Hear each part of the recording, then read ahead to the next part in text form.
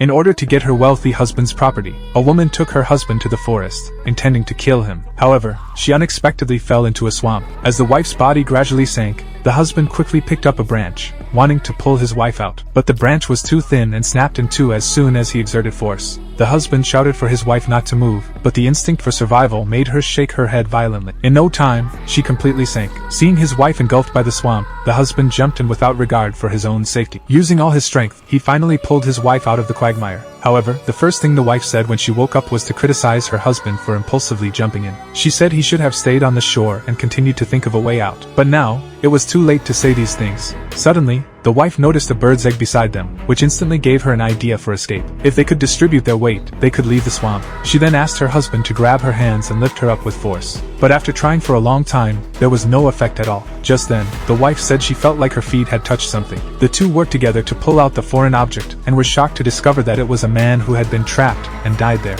Seeing this, the wife instantly lost control of her emotions, feeling that they would suffer the same fate as the man. Fortunately, the husband remained calm and rummaged through the man's backpack, finding a hunting rifle with 2 bullets. The backpack contained some miscellaneous items, but the most useful was a knife. The husband had an idea to cut the backpack into thin strips, which might be able to be used as a rope. However, the backpack was still too small, and the rope's length was far from reaching the nearby rock. Just as the two were feeling desperate, they suddenly heard the sound of a helicopter overhead. They immediately looked up and shouted, but at such a height, how could the people in the plane possibly hear their cries for help? The helicopter quickly disappeared without a trace. Now they had no food or fresh water. If they continued to delay, even if they didn't freeze to death, they would starve to death here. Suddenly, the wife felt a sharp pain in her back, as if something was attacking her. The husband took a closer look and found that it was poisonous ants on her neck. He immediately took out a bottle of liquor and handed it to his wife. The wife poured out all the liquor to completely drive away the poisonous ants and avoid dying from the venom. Just as they were feeling lucky to have escaped with their lives, an even more terrifying creature was quietly approaching. A large yellow python was slithering towards them.